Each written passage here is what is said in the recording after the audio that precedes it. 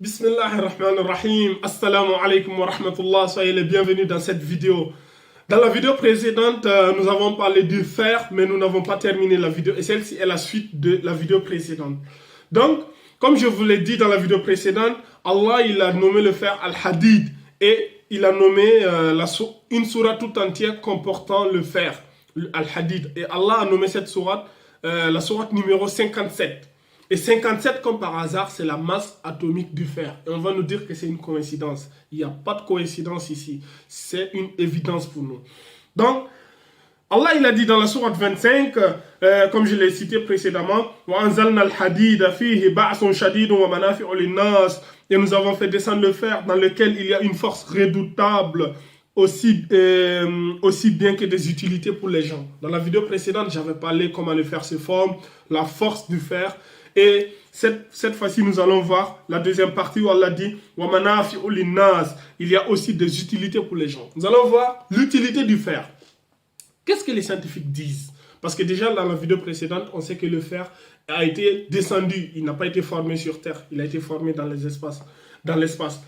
Donc, l'utilité du fer. Les scientifiques, c'est les scientifiques qui disent, hein, c'est pas moi qui dis.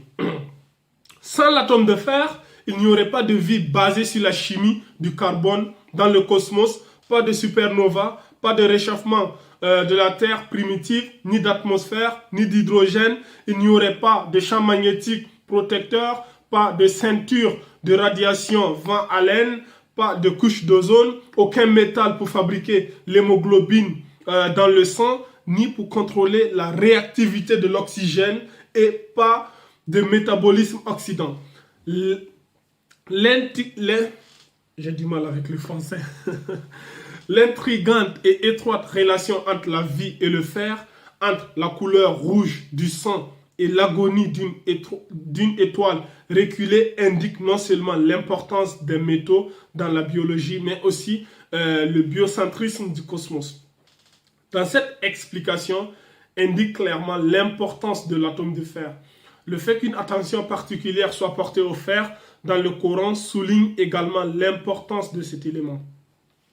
Par ailleurs, des particules d'oxyde de fer ont été utilisées récemment dans le traitement du cancer avec des résultats positifs.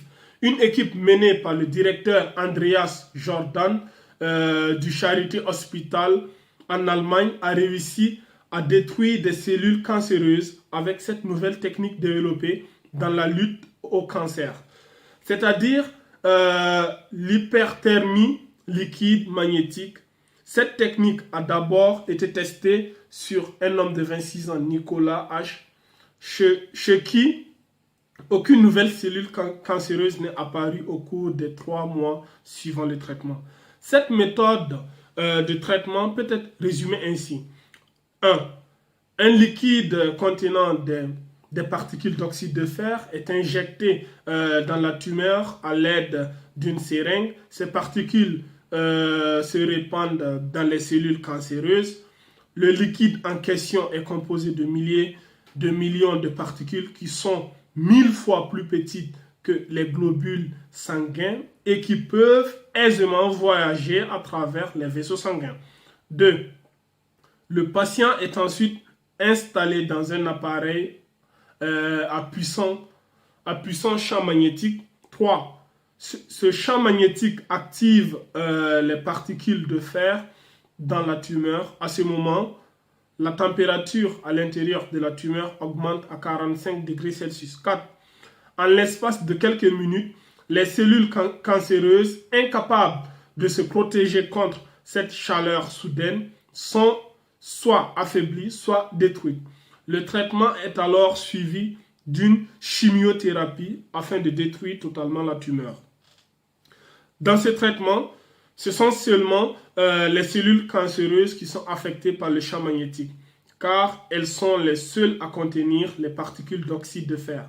Cette technique constitue un développement majeur dans le traitement de cette maladie, trop souvent mortelle. Le fer est également connu comme traitement contre l'anémie. Connaissant maintenant l'utilité du fer dans le traitement de ces maladies extrêmes répandues, on peut voir sous un autre jour les paroles du verset. Allah subhanahu wa ta'ala, il nous dit A'udhu billahi minash shaitanir rajim. Dans la sourate 57, verset 25, وَأَنزَلْنَا الْحَدِيدَ فِيهِ بَعْثٌ شَدِيدٌ وَمَنَافِعُ لِلنَّاسِ. Nous avons fait descendre le fer dans lequel il y a une force redoutable, aussi bien que des utilités pour les gens. Et vous allez encore venir me dire, c'est une coïncidence. Il n'y a aucune coïncidence ici, comme je l'ai dit. Ce sont des preuves. Allah subhanahu wa ta'ala, il a envoyé des preuves. Il nous a même donné l'ordre. Il a dit, Afalam yasiru fil ard. Pourquoi vous ne fouillez pas la terre? Pourquoi vous ne faites pas fouiller la terre? Cherchez. Il nous a dit, méditez sur le Coran. Afala tadabbaruna al-Quran. Pourquoi vous ne méditez pas sur le Coran? Y a-t-il des cadenas dans vos cœurs? Pourquoi vous ne faites pas des recherches? Fouillez et cherchez, parce que le Coran que vous voyez là, c'est la parole d'Allah subhanahu wa ta'ala. C'est Allah qui l'a révélé au messager d'Allah sallallahu alayhi wa sallam. Allah a dit, وَمَا يَنْتِقُ عَنِ الْهَوَىٰ إِنْ هُوَ إِلَّا وَحْيٌ يُوحَىٰ اللَّهُ شَدِيدُ الْقُوَىٰ.